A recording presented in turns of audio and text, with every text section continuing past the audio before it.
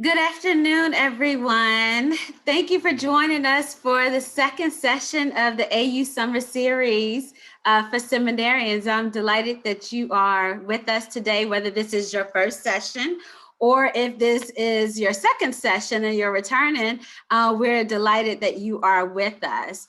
And so today's conversation, we will talk about what's at stake for church-state separation. And it should be a very exciting and lively conversation with all of you today. If you give me just 1 second there. All right, I can see you all. So great. So again, I'm delighted that you have joined us for today's conversation. I am Dr. Sabrina Dent. I serve as the Senior Faith Advisor for Americans United for Separation of Church and State. And if you continue to come back, I will be your facilitator for the next several weeks for the AU Summer Series, and I hope that you will return. For those of you who may not be familiar with Americans United, we are a nonpartisan education and advocacy organization that was founded in 1947 by religious leaders whose primary focus was to defend the separation of church and state. Today, AU uses high impact litigation and powerful lobbying and grassroots advocacy to protect everyone's First Amendment rights. We engage many different audiences in our work, including secular groups, youth leaders, and religious leaders like you who've joined us. And those of you who are not religious leaders, we're excited that you're with us today also. We also do a lot of work in coalition, as well as with organizational partners. And so I'm excited to share that this week, Americans United, as well as many other organizations, have partnered with the Faith for Equality Coalition Group in supporting the Colors of Pride Week of Action. This is a week-long effort that goes until June 19th to bring together faith leaders and their congregations in support of LGBTQ equality. There are a series of scheduled events for the week that will provide opportunities for allyship between and within the queer community, Black and Brown communities, and congregations. And there are activities that will focus on the intersectionality of queerness, racial justice, and religious identity. And so you'll hear more about that towards the end of the program. But if you go to equalitytime.org /Colors of Pride, you can learn more about the events that will be happening this week, including the one tomorrow called Script, Schedule, and Speak. It's an opportunity for faith leaders to draft up documents and be prepared to speak to their representatives about issues that matter the most to you. And so as I shared, you'll learn more about that later in the program, but you also will learn more about the Equality Act and the Do No Harm Act today from our presenter. And so today's session, What's at Stake for Church-State Separation, is designed for all of us to gain a deeper insight about religious freedom and church-state issues on state and national levels. With the rise of Christian nationalism in America, it is critical that we understand the impact on judicial and political systems. And so our presenter will guide us through a discussion. And if you were part of the call last week, you know that Charles Watson talked about Christian nationalism and what that is. And so there are numerous people in this country that feel as though what it means to be American means that you have to be Christian or to align with those values, and that's not what it means to be American. And it's not what it means to be Christian either. So I encourage you to watch last week's program, and you can find that on the AU channel, and I'll put the links in the chat once I finish introducing our speaker. But before I do, I have a few housekeeping things. Today's gathering is a Zoom meeting, so you are able to see the presenter and the participants just as much as the presenter is able to see you. And this session is being recorded and will be shared for future use. You are welcome to turn off your cameras if you prefer, but we would love to see your lovely faces and to engage in today's conversation. Also, upon entry into the meeting, you may have noticed that your microphone was muted, but you will have the opportunity to come off the mic during the Q&A time, or anytime Maggie asks or the presenter asks for you to engage in inquiry. So with that, I want to introduce our presenter for today. She is a treasure at Americans United for the work that she has done and continues to do. Today's presenter is Maggie Garrett. She's an attorney and the Vice President of Public Policy, as well as, I have to mention that she is a New Jersey native. Maggie has been with Americans United for over 13 years. However, she has been working on church-state separation issues for more than 20 years. Although she started her civil liberties work as a litigator, she now works in the public policy arena. She represented Americans United before Congress and even the Biden administration, and she oversees the state legislative program. Prior to joining Americans United, she served as the legislative director and staff attorney at the ACLU of Georgia, where she litigated high-profile cases on issues including the separation of church and state, free speech, reproductive rights, and voting rights. There's so much more that I can share with you about Maggie, and I would say that she's very modest. But I do want to inform you that Maggie is an avid dog lover, and so hopefully you'll see that very shortly. So with that, I want to turn the program over to my colleague and friend, Maggie Garrett. Thank you, Sabrina. And I think one of the main reasons you were noting I'm from New Jersey is it's like a disclaimer to let everyone know I talk very fast. So be prepared. So I'm really excited to be here today, and I'm excited that so many people, of course, are interested in church-state separation. And so you know how I come to the table. My first interest in church-state separation was really sparked by my Republican father and my Lutheran pastor, who taught me that the only way to have true religious freedom is to have the government stay out of it.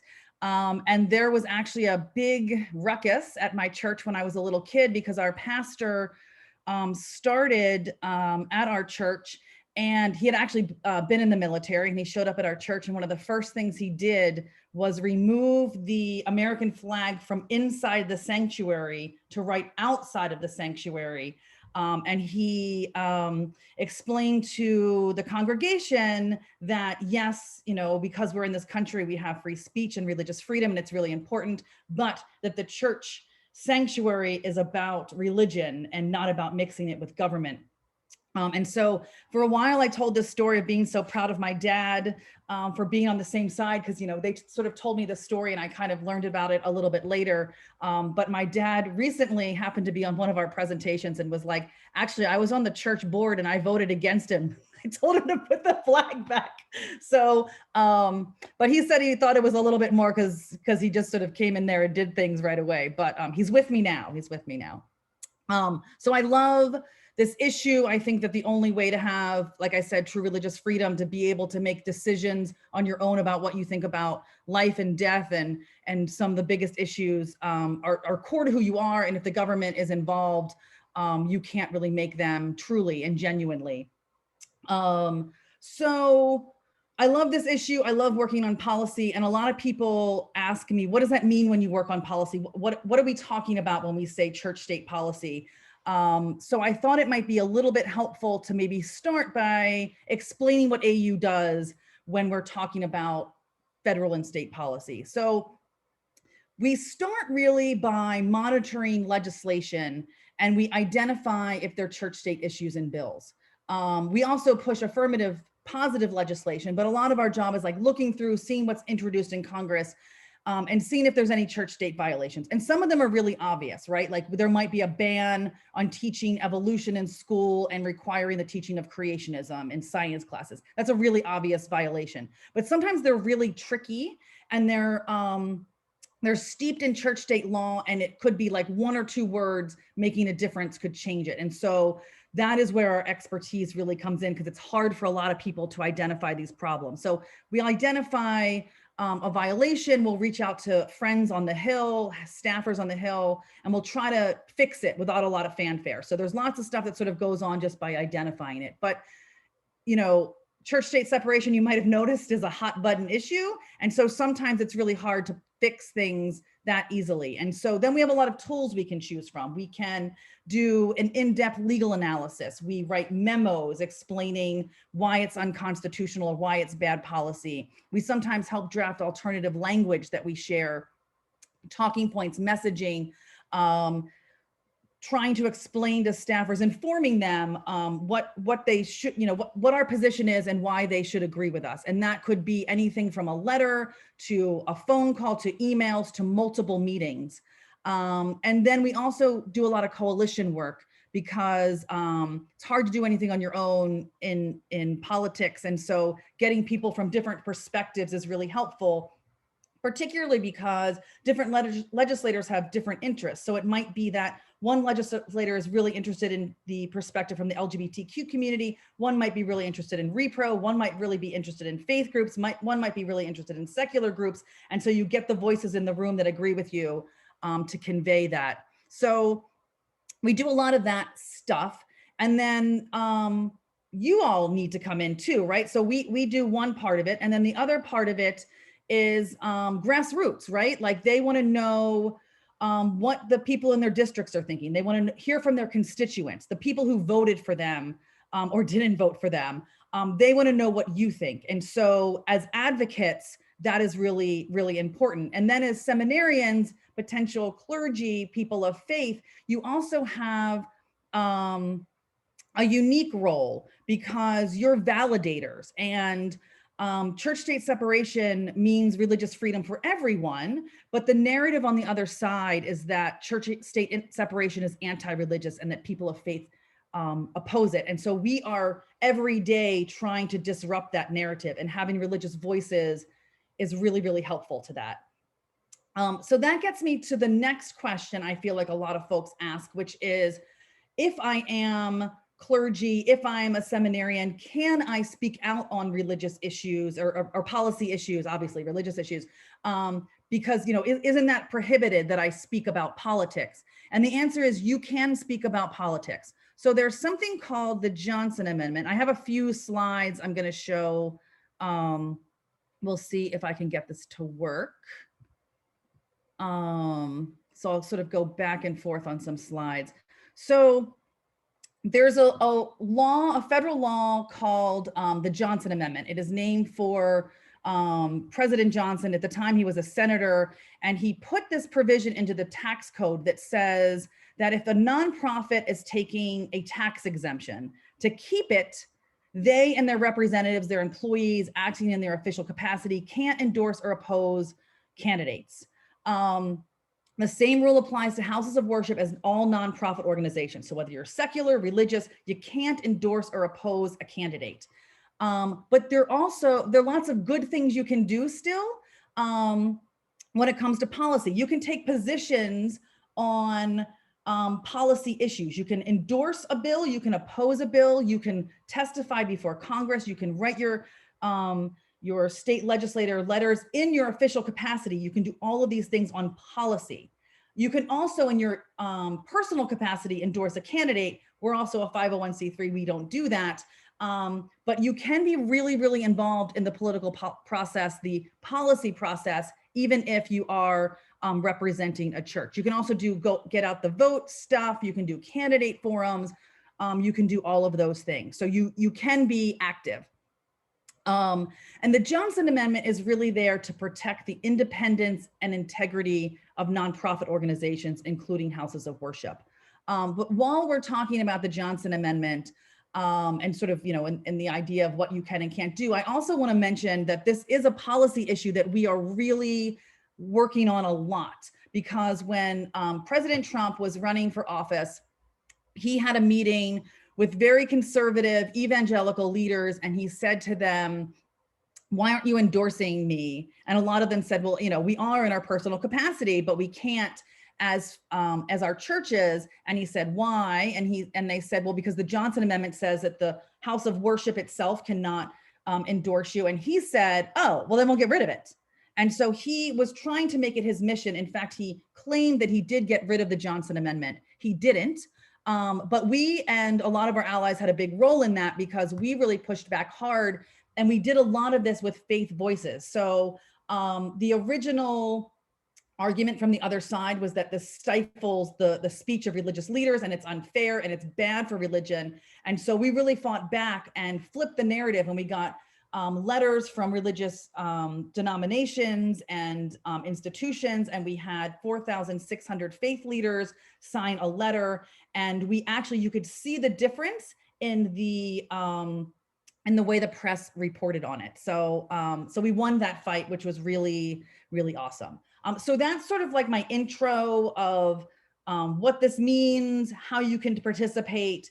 Does anyone have questions before I move on to some of the topics? I asked that having an inability to see the chat. So Sabrina, you will have to tell me. Right now, there are no questions in the chat, Maggie. Okay, awesome. And But actually, what I hear you saying is that faith leaders play a critical role in addressing these issus and speaking out. Exactly. Thank you. And actually, would you share the link in the chat to Project Fair Play? We have an Sure. entire website all about the Johnson Amendment, what's going on in the political realm. And at the moment, right, Trump did not overturn it, even though he claimed to. We are in a safer spot. Biden is not going to overturn it, but we also really want Biden to enforce it. It hasn't been enforced vigorously in a very long time. So it's important that we're on our policy agenda to the Biden administration. It is that they should enforce it. So now I'm going to go through a couple of policy issues, and I will pause in between each one to see if folks have questions, because they can get a little bit complicated. So the first issue I want to talk about is the use of religion to discriminate. So at Americans United, we believe that religious freedom is a shield that protects religion, not a sword to harm others or discriminate. And our country was founded on the principle of religious freedom, a tradition and ideal that remains central to who we are today. And that means that everyone should be able to practice their religion or no religion at all, so long as they don't harm others. Now, this doesn't mean that we oppose all religious exemptions. There are some religious exemptions that at Americans United we support. So for instance, we supported a Muslim man who was incarcerated. He wanted to grow a beard. They to practice his religion, the prison would not let him, and he argued that it was a religious freedom right to be able to grow a beard. We defended that, saying yes, that was a critical part of his religion. His religion was substantially burdened. He wasn't hurting anybody else, and so he should be able to grow a beard. We have also worked on the policy realm, trying to get protections for Sikhs in the military who need accommodations for garb. Again, not hurting anyone, and it would prevent them from joining the military. And then we've also done some work about holidays and kosher food and those sorts of things. But none of these religious accommodations are hurting other people. In contrast, actually, I'll turn this off for a second before I get to the next stuff. In contrast, what we see a lot of is bills that are attempting to use religion to deny people health care, to allow discrimination, and to exclude people. And we see this, tons of bills in the state, a lot of regulations by the Trump administration, a lot of proposals in Congress. But I want to start with RFRA, the Religious Freedom Restoration Act, and the Do No Harm Act. It's something that's really, really important to us. So currently we have a federal law called the Religious Freedom Restoration Act, or RFRA. It was adopted in the 90s, and its goal was to protect religious freedom, particularly for people of minority faiths.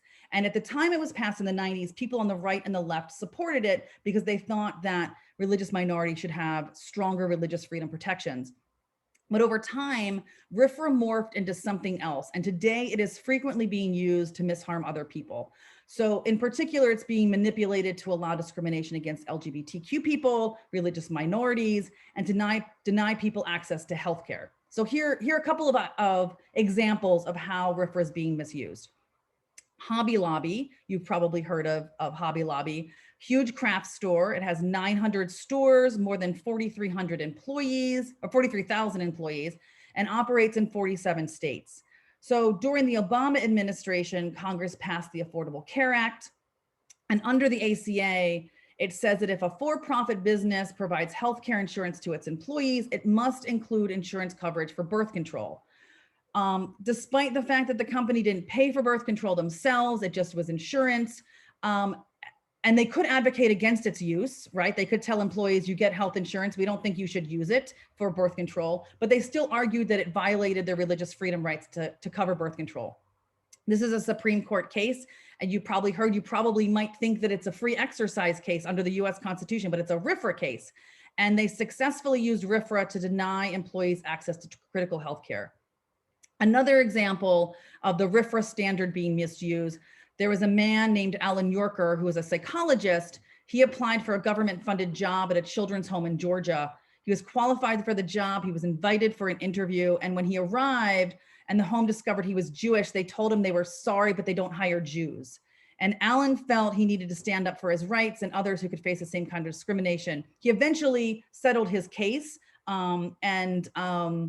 they did have to change their policies, but that same RFRA standard that they were using in Georgia is now being used by the Trump administration, was being used, and is now being used by others to allow hiring discrimination. And then another example is a woman, Samantha Coyle, a trans woman, found herself homeless and needed a place to stay. The local shelter claimed a religious freedom right to turn her away, leaving her to sleep in the woods. The Trump administration cited RFRA to justify proposing a rule to make this the practice across the country. The Trump administration wasn't able to get the rule done in time, but this is still something that we're seeing in bills across the states and efforts in Congress to pass. So that's where we are with RFRA. It's a dangerous law at this point, and it needs to be fixed. So we are pushing the Do No Harm Act as a fix to this. So it's a federal bill. The bill number is HR 1378. And the Do No Harm Act would ensure that religious freedom is used as a shield to protect religious exercise, not a sword to harm others. It's designed to restore RFRA to its original intent, and it would preserve the law's power to protect religious freedom, but also clarify that RFRA may not be used to harm others. Where the bill stands right now is it has 117 co-sponsors in the House. We want to get more. And we're hoping for a hearing. Last Congress, I think we had 212 or 214 co-sponsors. We did get a hearing on this issue that highlighted our bill in the House Committee for Education and Labor. And we want to get that again, this time with the Judiciary Committee. And it hasn't been reintroduced in the Senate yet. The lead sponsor in the Senate was Senator Kamala Harris, who you may have heard of, who now has a different job. And so we are looking for a new co-sponsor in the Senate and hope that will be introduced soon. So that is the Do No Harm Act. That was a lot of information to take in, a lot about RFRA, a lot about the Do No Harm Act, a lot about the injuries people are facing. So do folks have questions about the Do No Harm Act? Maggie, I have a question. So in short, can you tell me why should religious leaders care about the Do No Harm Act? So one, I think a lot of religious leaders care about discrimination against anyone or maybe their parishioners. So I think there's sort of the general, love thy neighbor concept in there about protecting vulnerable people who really need, in particular, a lot of these folks are seeking government social services. So they are in a vulnerable place and they are being discriminated against, or they're in a vulnerable place and they need healthcare. But in addition to that, all of these exemptions are really, well, not all of them, but a lot of them are really framed as protecting a group's ability to just interact with co-religionists. And what that means is they are discriminating on the basis of religion, right? So Amy Madonna, who wanted to work and mentor kids in the foster care system, was turned away from an evangelical foster care agency because she was Catholic. Alan Yorker was turned away because he is Jewish. The current policies in the administration right now, going back to the Bush era, are that you can get federal funds to run social service programs and discriminate against people when you hire them based on religion. So this really this is religious discrimination at its core, that you can be turned away from a government job, a government service, based on your religion. So Maggie, it looks like Dave put a question in the chat, and it reads, do states have the ability to pass something like a Do No Harm Act, or does it all have to go through the Supreme Court?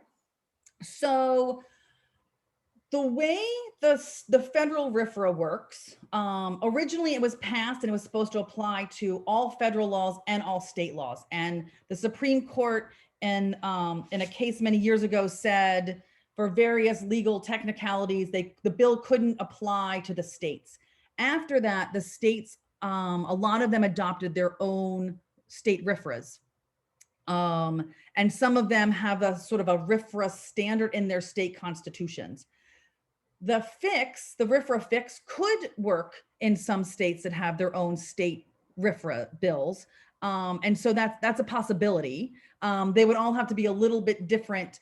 And some of the differences, this is getting like very technical, but states have control over different kinds of laws than the federal government does, right? So generally the states cover things like, criminal justice stuff, actually not criminal justice, but criminal laws.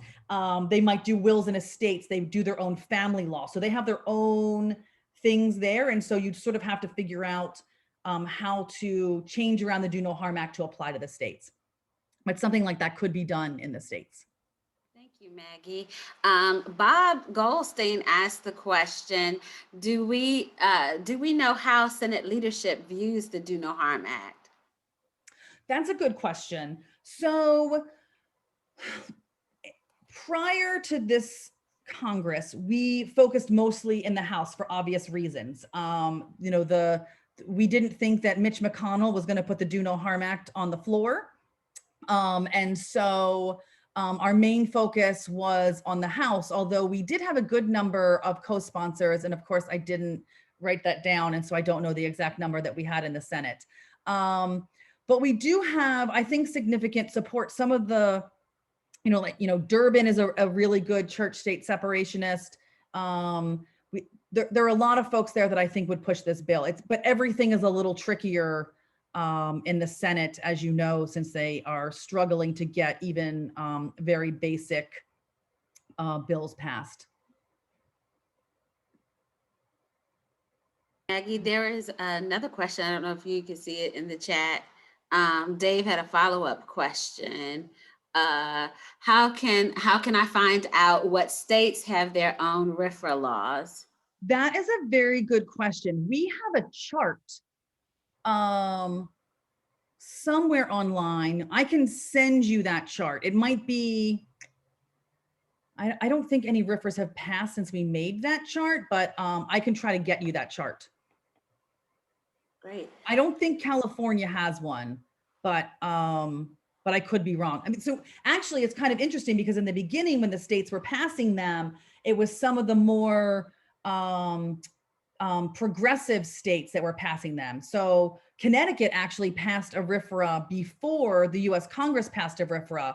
And it was a lot of New England states that were passing them because they saw them again as protecting the religious freedom rights of religious minorities. So Connecticut went first, which is kind of surprising to some folks. And then in the South, they really held off on them. And we had sort of a burst of state bills, and then there was a big lull. And then all of a sudden we started seeing all of these states trying to pass RFRAs. Now, why were they trying to pass RFRAs? They were trying to pass them around the 2015 time period, which was all about marriage equality. And so as they started seeing these bills come, or these marriage equality bills coming, as they started to see the writing on the wall with the courts, they were like, oh, we need to do something about this. And they totally transformed the way RFRA was seen, and it really became inundated with the goals of being anti-LGBTQ. The language all around them were anti-LGBTQ, and so it really, really changed the way RFRA was seen.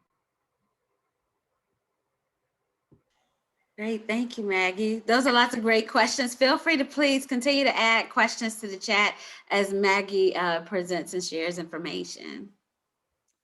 Yeah, I'm actually, my slides are not that exciting, so I think I might give up on them. It might be better for you to see my face. I don't know, Sabrina, do you want me to do slides? What works for you? I'm a visual learner, so I like slides. So, all right, let me back up. I mean, my slides are pretty much like a picture, but here, let me pull up a slide. All right, so the next thing we're going to talk about is the Equality Act. So I'm not going to go that in depth into, exactly what the Equality Act does for LGBTQ protections and other protections. I really sort of want to talk about combating the concept that the Equality Act is anti-religious.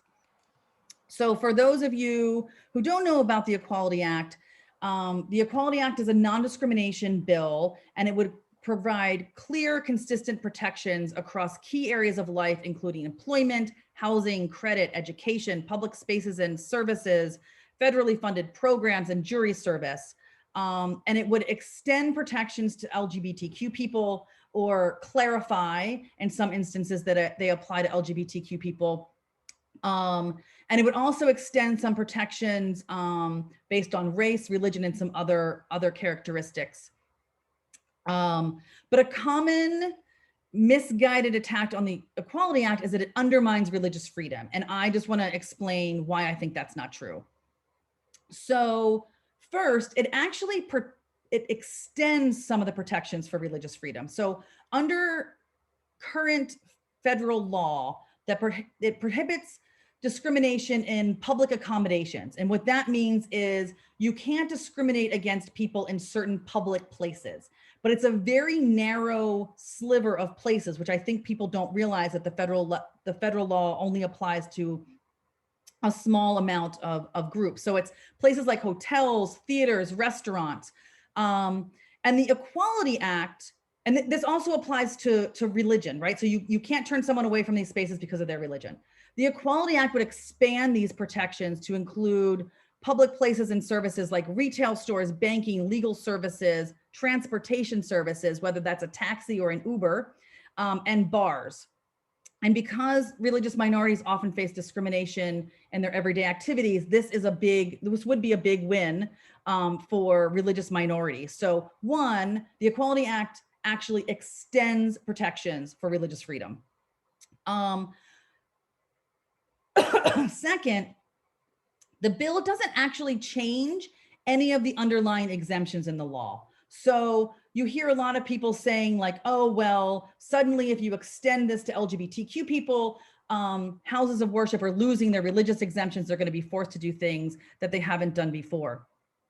But the bill is not going to change any of the underlying exemptions that already exist. So the Equality Act, what it does is it says, here are all the civil rights protections. We're going to add LGBTQ discrimination and add some extensions, and all the religious exemptions that existed, they are what they are. We're not changing them. We're not lessening them. We're not extending them. So you get what you get before and after. What the Equality Act does do, however, is it says that you can't use RFRA to undermine the protections that it provides. Now, why does it do that? It does that because, sorry, I'm now seeing chat messages. It does that because of all the reasons I just told you, right? That the Equality Act is being used to gut LGBTQ protections across the country. And so if they pass the Equality Act and someone can just go in and use RFRA and gut all the protections you just got. And so that's why it is really important to have a RFRA carve out, as it's called in the Equality Act. So that's the Equality Act. So do folks have questions about the Equality Act?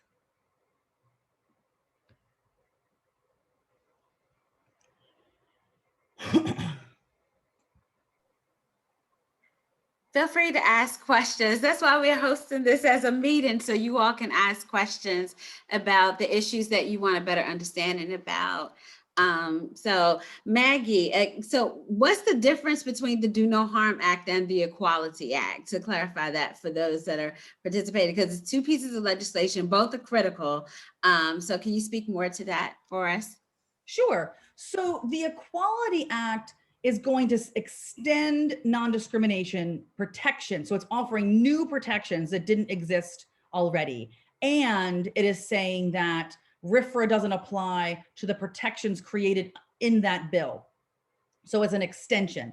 What the Do No Harm Act does, it doesn't create any new protections. It doesn't create any new law. All it says is RFRA can't be used to harm others. Now, this will apply to LGBTQ protections. It'll apply to repro protections. It will apply to labor laws. It will apply to government services. So the Do No Harm Act is all about preventing RFRA from causing harm. The Equality Act extends protections and says RFRA can't be used to undermine them.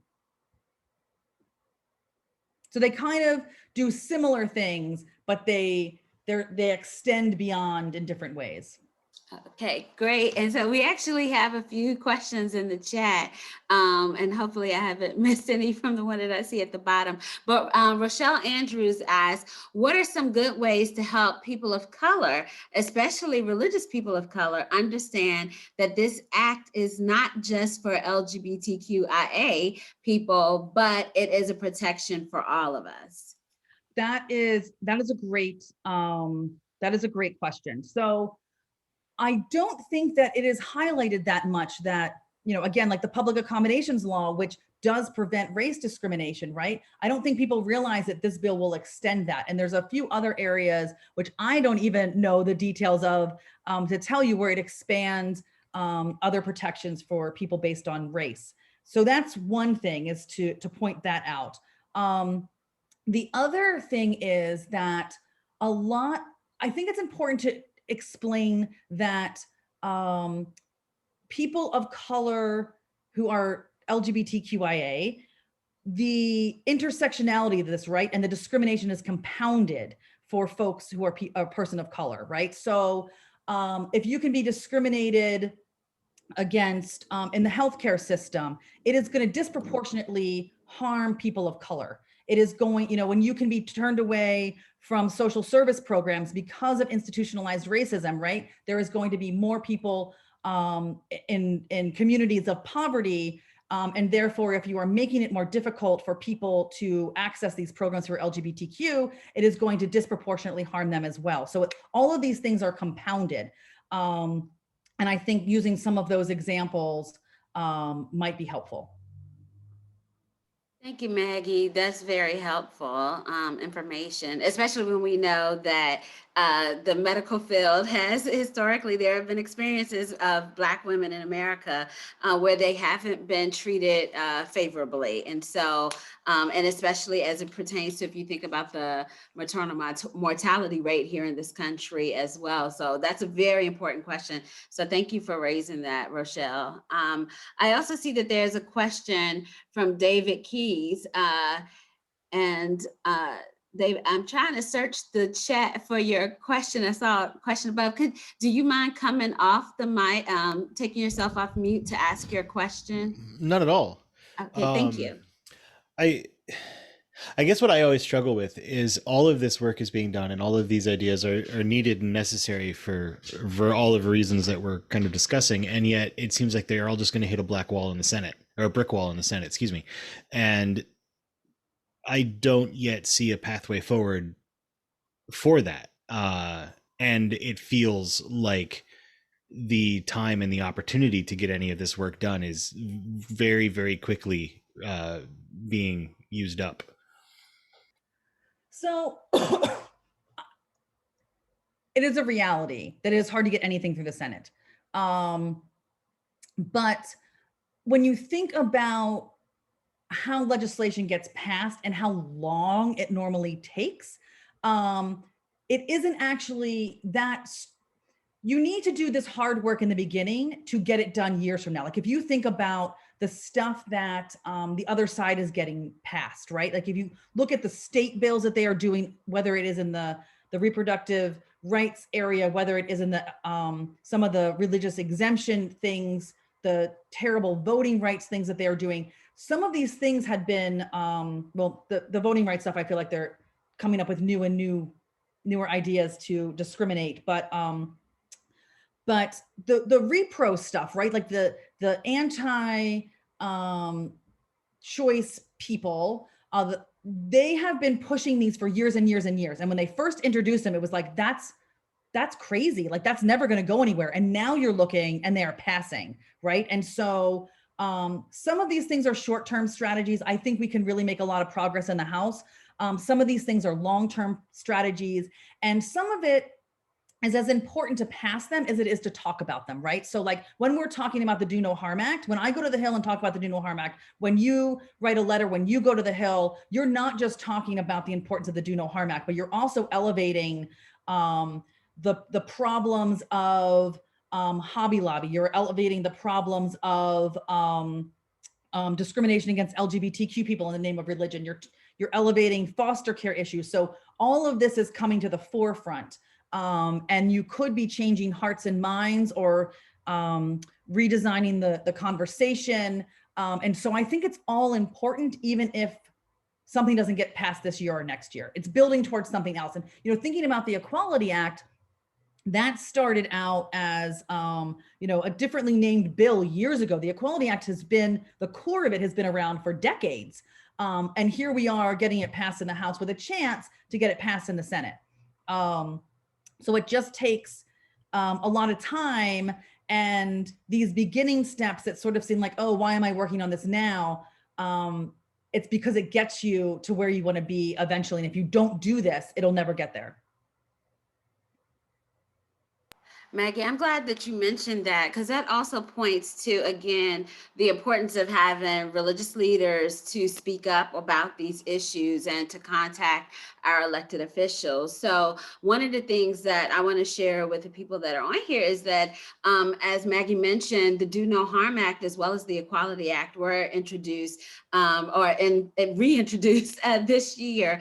And during that time, the Faith for Equality Coalition group worked to get additional signatures from people of faith to say that, you know, it is not against their religious beliefs to support people that are part of the LGBTQ community, and also to support these important pieces of legislation. So if you watch the Senate hearing, I don't know, that's what we do at our job. If you watch the Senate hearing for those two pieces of legislation, Senator Combs actually mentioned that there were 17,000 religious people that signed in support of the Equality Act. And we also had numerous religious leaders to support the Do No Harm Act as well. So it's really, it's about also getting information like we're doing right now, providing information to you about these two important pieces of legislation, but also from that, deciding that we're going to take intentional action to ensure that everyone has the right to freedom of conscience, freedom of belief, and the right to live and thrive in society. And so that's why these sessions, these moments are so important for us to have, and to hear from people like Maggie, who are doing the work behind the scenes and on the front lines to make things possible for all of us. So please feel free to continue to put your questions in the chat if you have any additional questions. Maggie, back to you. So Sabrina, that actually reminds me, this is going back to the Johnson Amendment, but one of my favorite stories is our work on the Johnson Amendment. There was a guy, a small town paper, he wrote editorials for his paper, and he wrote an editorial talking about the Johnson Amendment and how they needed to get rid of it because it was squelching the speech of faith leaders and how faith leaders didn't want it. And a year later, he wrote another op-ed, and he said, a year ago, I wrote an op-ed opposing the Johnson Amendment, and I've changed my mind.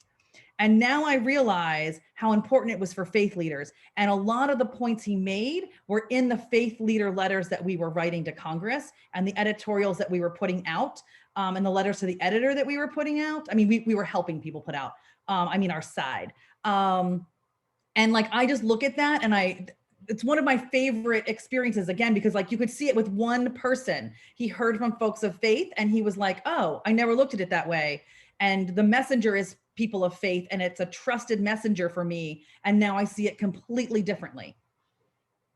Thank you, Maggie. So that's a great example to share. And also, I want to encourage people. I'll put in the chat. There was a blog that I wrote recently for AU that talks about religious leaders supporting the Equality Act, and I think it's important for us to understand that. Again, pointing back to the importance and the value of the voices of people of faith in this conversation about the Equality Act, about the Do No Harm Act, and really understanding church-state separation. And so, Maggie, I know we have about 10 minutes left, but if you could please talk about one more important issue, and that is the private vouchers issue.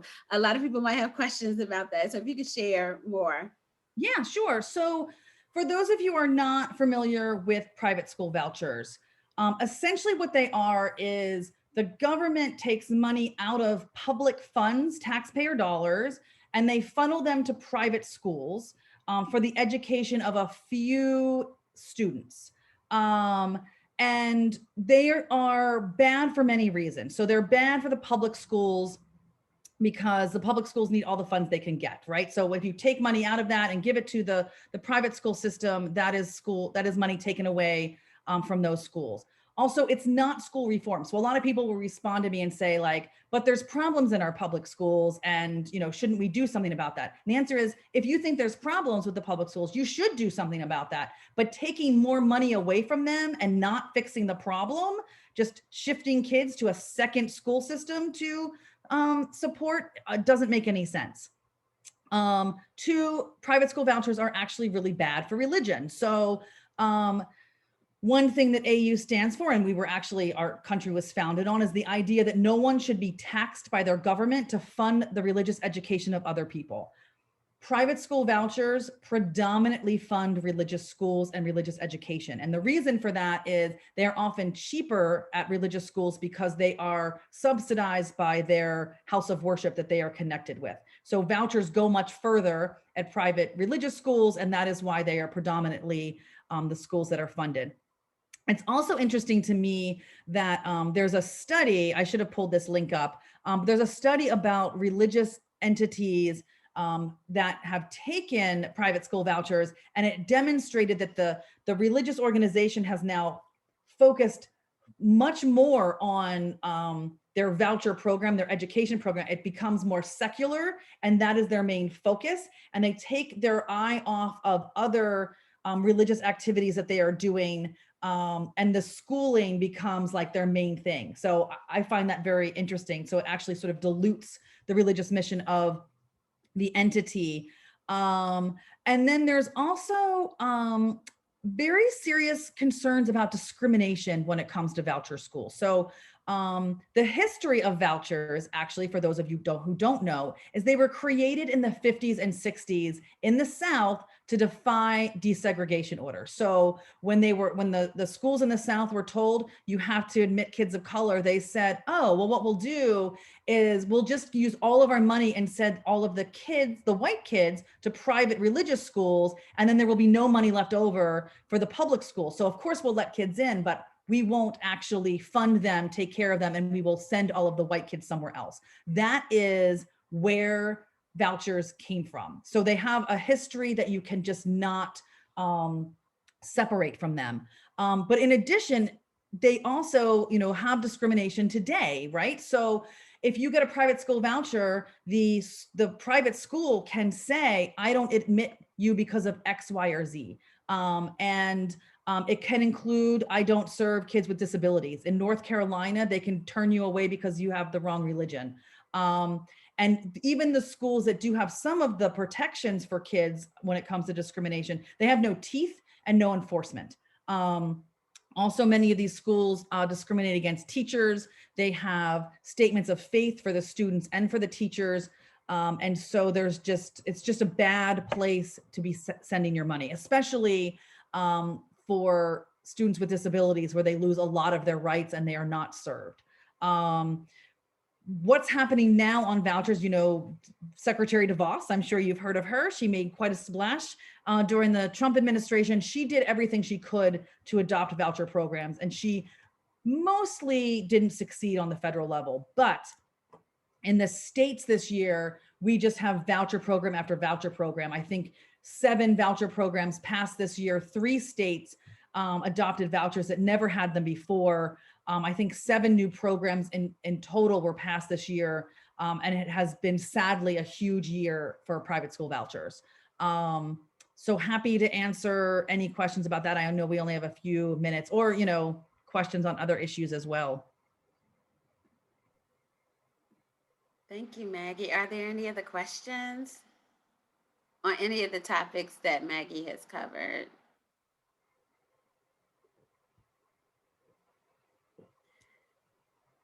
I have a question about vouchers. And my question is, how do you reach a person who feels like their child is this sacrificial lamb? They're in public schools and they see where their child is not getting the type of education they should. And they desperately want their child to have a better education. They want to use vouchers in a way, but they don't want to use vouchers. So how do you reach that person to try to find them, some sort of relief? That is a really, really tough question. And I think one of the responses I would give is that the promise of vouchers that you're going to get out of the school, and you might be in a really terrible school, right? And that is unfair. That is unfair. And, just as anywhere else, there is systematic racism in our schools and all of our institutions. So what I often talk about is that the promise of vouchers is a false promise, because all of the studies show that kids do not improve in academic achievement or in their feeling of safety when they go to a private school through a voucher. So, and in fact, some schools show that the kids who use vouchers actually end up performing lower than the kids in the public schools. In the DC program, there have been 6 or 7 Department of Education studies. One year it showed that the kids did much worse than the kids in the public schools. None of them have shown that they've done any better. And when you do studies and investigations of the schools that are getting the money, they're showing that, the curriculum, there's no standards for anything, right? So the teachers might not have bachelor's degrees. The schools can teach any curriculum they want, even if they're not based in sound science. In the Florida program, schools don't have to be accredited. So there could be a student who goes all the way through high school, doesn't realize that the school is unaccredited, and then they can't get into college because they went to and none of this information is sent to parents, because the folks who like vouchers are very much into the parents get to decide, but we're also not going to make the schools give them any information because that's too much of a burden, right? So they're not given the full information, which is really an unfair position to put parents in, right? Because you look at the school and it might be this beautiful school that looks lovely, and they're doing marketing to parents, right? So it's not here, when you look at the public school, although some of them have had to start doing marketing now that there's voucher programs, when you look at the public school, you can see there's public information. You can go to the school board, you can find out all sorts of testing, how the students are doing, how they compare with other schools. And the voucher schools don't have to give any of that information. So they can give you a shiny handout that says, we're the best and we're amazing, but they don't have to provide any of that additional information. So that is a hard, some parents will say, well, I want to take the risk anyway and see how I do. And that I don't know what to say to, but I would say to politicians and people making the law that there are definitely anecdotes out there also where some of you can show anecdotes of kids doing really well. one year, I think 2 students went to Sidwell Friends. Granted, they didn't do it on the DC voucher. They did it because Sidwell Friends has scholarships that are larger than many public or private universities. Those kids did really great. But if you look at the studies, that means that a lot of kids were doing much, much worse. And so what the government should be doing is trying to create a system that helps the most kids the best that they can. And they should be addressing the institutionalized racism, and they should be addressing all of the problems in the public schools, not creating 2 systems where for one kid, you might not even know if they graduated or not, or what their grades were or anything. So anyway, that's a long answer to your question, but it was a good question. And Krista asked the question, how many voucher programs are there? Oh, that's a good question too that I didn't write down. That is something I can also send you. In fact, I even asked our state person. Nick does all of our state work, and beforehand I was like, Nick, I want all of these numbers, and then he sent them to me, and then I didn't write them down. So we have them. Well, Maggie, that is actually, we're like 2 minutes before 5 o'clock. And I wanted to mention, because Gloria has been very active in the chat, but I don't think Gloria realized she was sending me the messages directly.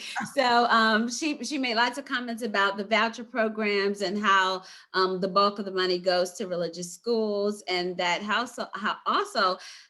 it's so expensive. Some of those schools are so expensive that vouchers are basically subsidizing rich kids going to private schools. So, so no, Gloria, we appreciate the comments that you were giving in the chat. I just didn't want other people to miss your feedback regarding this conversation. So thank you, Maggie, so much for sharing your insights about what's happening on the state and national levels as it pertains to church-state separation.